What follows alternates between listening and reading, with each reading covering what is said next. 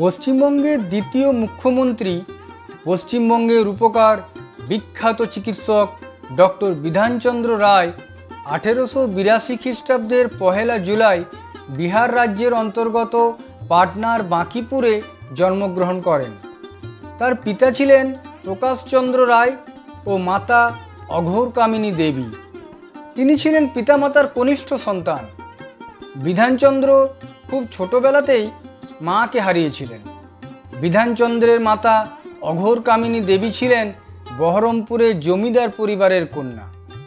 মানুষের যে কোনো সংকট বা বিপদের সময় তিনি হাসি মুখে এগিয়ে যেতেন। তার মায়ের এই দয়াময়ী রূপ তার হৃদয়ে একেবারে ছবির মতো জ্বলজ্বল করেছিল চিরদিন। পরবর্তীকালে বিধানচন্দ্র মায়ের ওই আদর্শকে সামনে রেখেই পথ চলার চেষ্টা করেছেন।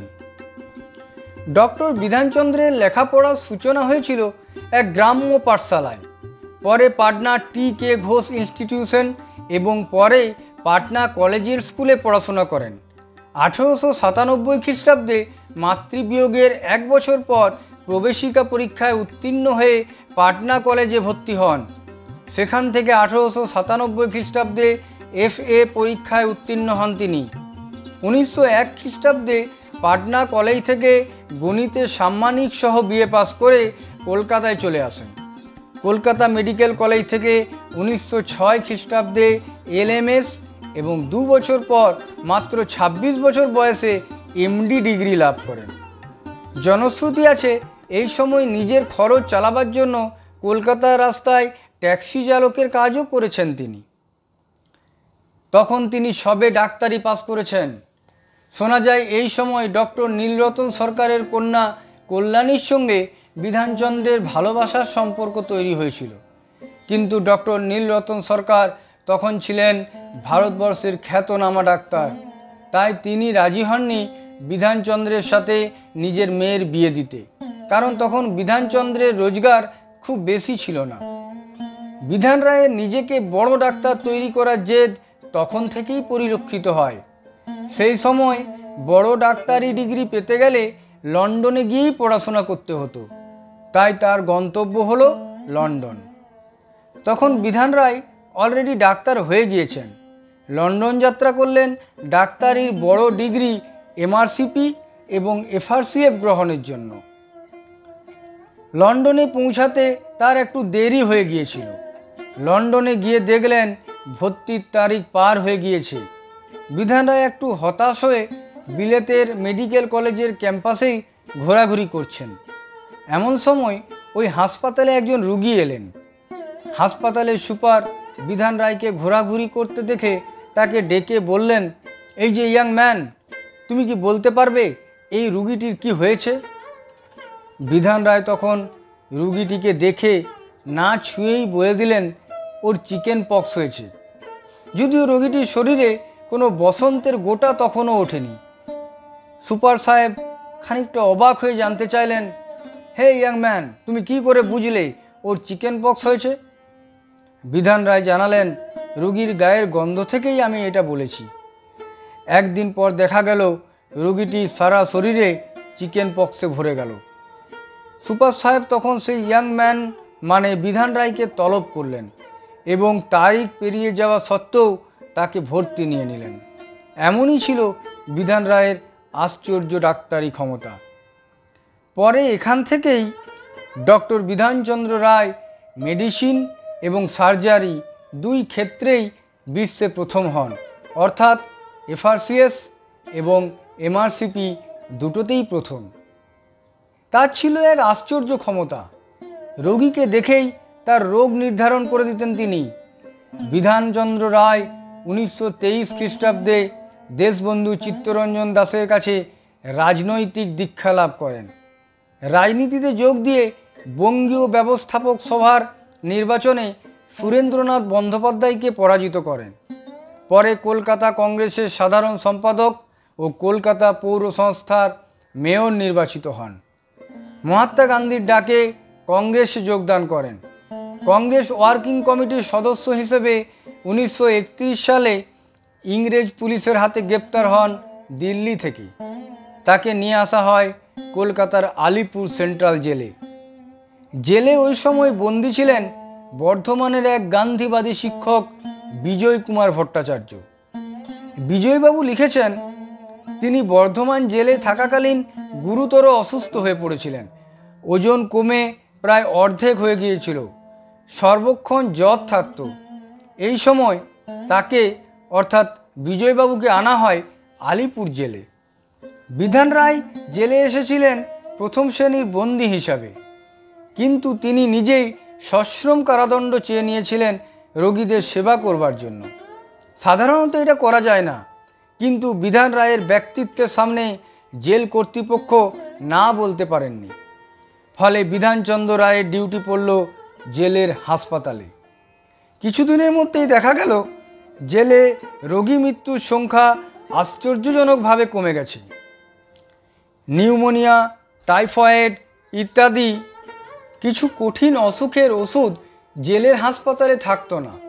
সেই সব ওষুধ বিধান রায় নিজের টাকায় আনাতেন। প্রায় দেখা যেত বিধান রায় স্টেথো গলায় জেলের হাসপাতালে বড় বড় পা ফেলে এগিয়ে যাচ্ছেন, আর পেছনে পেছনে চলেছেন জেলের সরকারি ডাক্তার। বিজয় কুমার ভট্টাচার্য লিখেছেন, বিধানবাবু চেয়ারটা টেনে নিয়ে আমার বিছানার পাশে বসলেন। মিনিট কয়েক চেয়ে রইলেন আমার দিকে, তারপর আমার অসুখ নিয়ে প্রশ্ন করলেন। মুখের দিকে তাকালাম, একটু যেন চিন্তিত মনে হলো, কিন্তু মুহূর্তের মধ্যে মুখখানা আবার প্রফুল্ল হয়ে উঠল। হেসে বললেন, কিছু না, সেরে যাবে। মনে হলো এর মধ্যেই অসুখের সব কিছু বুঝে ফেলেছেন তিনি। কোনো রোগীর চিকিৎসা শুরুর আগে বিধান রায় কিছুক্ষণ সেই রোগীর মুখের দিকে তাকিয়ে থাকতেন।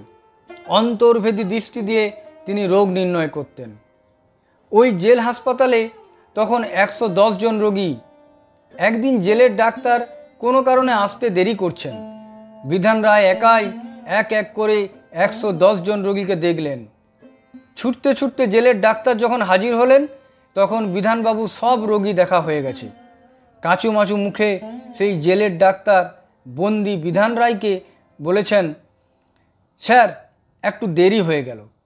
বিধান রায় হেসে বললেন, না না, ঠিক আছে, রোগী আমি দেখে নিয়েছি, আপনি ওদের টিকিটগুলো আনুন, পথ্য আর ওষুধগুলো আমি বলে দিচ্ছি। 110 জন রোগীর প্রত্যেকের জন্য নির্ধারিত ওষুধ পথ্য প্রায় মুখস্থ এক এক করে বলে গেলেন ডক্টর বিধানচন্দ্র রায়। এমনই অসামান্য স্মৃতিশক্তি ছিল তার। দেশ স্বাধীন হওয়ার পর উত্তরপ্রদেশের রাজ্যপাল হওয়ার জন্য তদানীন্তন প্রধানমন্ত্রী জওহরলাল নেহরুর লোভনীয় প্রস্তাব ফিরিয়ে দেন তিনি। সেদিন তিনি গভর্নর হতে রাজি হননি। পরবর্তীকালে পশ্চিমবঙ্গের দ্বিতীয় মুখ্যমন্ত্রী হন। 1948 সালের 23শে জানুয়ারি প্রফুল্লচন্দ্র ঘোষকে সরিয়ে বিধানচন্দ্র রায়কে মুখ্যমন্ত্রী করা হয়। 1948 থেকে 1962 সাল পর্যন্ত তিনি পশ্চিমবঙ্গে মুখ্যমন্ত্রী ছিলেন। তার 14 বছরের মুখ্যমন্ত্রিত্বকালে পশ্চিমবঙ্গ রাজ্যে প্রভূত উন্নতি হয়েছিল, যে কারণেই তাকে পশ্চিমবঙ্গের রূপকার নামে অভিহিত করা হয়। তখন 1948 সাল, ভারতকে দুই ভাগে ভাগ করা হয়েছে। পূর্ব পাকিস্তান থেকে লক্ষ লক্ষ নরনারী নিঃসম্বল অবস্থায় পশ্চিমবঙ্গে আসছে তাদের প্রাণ বাঁচাবার তাগিদে। সেই সময় বিধানচন্দ্র রায় তাদের দিয়েছিলেন মাথা গোঁজার ঠাঁই আর দুবেলা খাবারের প্রতিশ্রুতি। রাজ্যেও তখন খাদ্য বাসস্থানের সমস্যা ভয়াবহ আকার ধারণ করেছে। সেই সময় তিনি বহু পতিত জমি উদ্ধার করে সেই জমিতে পাট চাষের ব্যবস্থা করে বহু লোকের রোজগারের ব্যবস্থা করলেন। এই সময় কেন্দ্রের কংগ্রেস সরকার সিদ্ধান্ত নিল দেশ জুড়ে সোভিয়েত রাশিয়া ও জার্মানির সহযোগিতায় 8টি বড় ইস্পাত কারখানা তৈরি হবে। তালিকায় পশ্চিমবঙ্গের নাম ছিল না।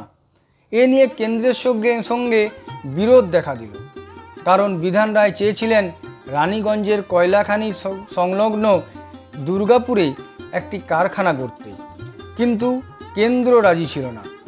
বাংলার রূপকার বিধানচন্দ্র রায়ের নিরলস প্রচেষ্টা দুর্গাপুর ইস্পাত কারখানার পরিকল্পনা একদিন সফল করেছিল। সেই সময় কেন্দ্রীয় শিল্পমন্ত্রী ছিলেন উড়িষ্যার নিত্যানন্দ কানুনগো। ইস্পাত কারখানা প্রকল্প তারই অধীনে। একদিন জাতীয় উন্নয়ন পর্ষদের বৈঠক চলছে। সেই বৈঠকে পশ্চিমবঙ্গের মুখ্যমন্ত্রী হিসাবে বিধান রায়ও উপস্থিত ছিলেন। সভা চলাকালীন হঠাৎ শিল্পমন্ত্রী অজ্ঞান হয়ে গেলেন। তাকে হাসপাতালে নিয়ে যাওয়া হলো। সেখানে দেখা গেল পিত্তথলিতে পাথর জমা হয়ে জটিল আকার নিয়েছে। ডক্টর বিধানচন্দ্র রায় তখন বললেন, পরদিনই অপারেশন করতে হবে, আর সেটা তার তত্ত্বাবধানেই হবে। তখনকার দিনে অপারেশন আজকের মতো অত সহজ ছিল না। মন্ত্রীমশাই বিদেশে চিকিৎসা করেও ফল পাননি। বিধানচন্দ্রের চিকিৎসায় উনি ধীরে ধীরে ভালো হয়ে উঠলেন।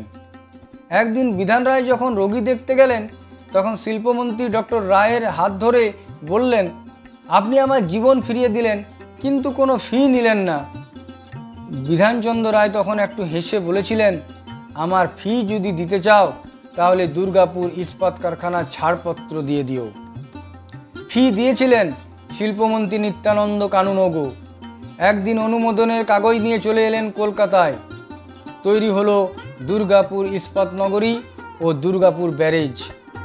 তারপর ধীরে ধীরে তিনি গড়ে তুললেন চিত্তরঞ্জন রেল ইঞ্জিন কারখানা, কল্যাণী উপনগরী, লেক টাউন প্রভৃতি শহর এবং শহরতলি। দুগ্ধ সরবরাহের জন্য গড়ে তুললেন হরিণঘাটা দুগ্ধ প্রকল্প। সৃষ্টি করলেন কলকাতা রাষ্ট্রীয় পরিবহন সংস্থা। 1943-44 সালে কলকাতা বিশ্ববিদ্যালয়ের উপাধ্যক্ষ ছিলেন তিনি। তার ঐকান্তিক প্রচেষ্টায় গড়ে উঠেছিল রবীন্দ্রভারতী বিশ্ববিদ্যালয়, বর্ধমান বিশ্ববিদ্যালয়, বাঁকুড়া সম্মেলনী মেডিকেল কলেজ। পুরুলিয়া, রহড়া ও নরেন্দ্রপুরে প্রাচীন ভারতীয় আদর্শে আশ্রমিক পরিবেশে পড়াশোনার জন্য রামকৃষ্ণ মিশন বিদ্যালয় গড়ে উঠেছিল তারই প্রচেষ্টায়। ডক্টর বিধানচন্দ্র রায়ের সাংস্কৃতিক মনস্কতাও ছিল উল্লেখযোগ্য। তারই নেতৃত্বে পশ্চিমবঙ্গ সরকার সত্যজিৎ রায়ের পথের পাঁচালীর মতো আন্তর্জাতিক খ্যাতিসম্পন্ন বাংলা চলচ্চিত্র প্রযোজনা করেছিল। 1961 খ্রিস্টাব্দে তিনি ভারতের সর্বোচ্চ অসামরিক সম্মান ভারতরত্নে ভূষিত হন। আধুনিক পশ্চিমবঙ্গের উপকার ও দেশের সর্বশ্রেষ্ঠ ধন্বন্তরী চিকিৎসক বিধানচন্দ্র রায়ের তিরোধান ঘটে 1962 খ্রিস্টাব্দের 1 জুলাই।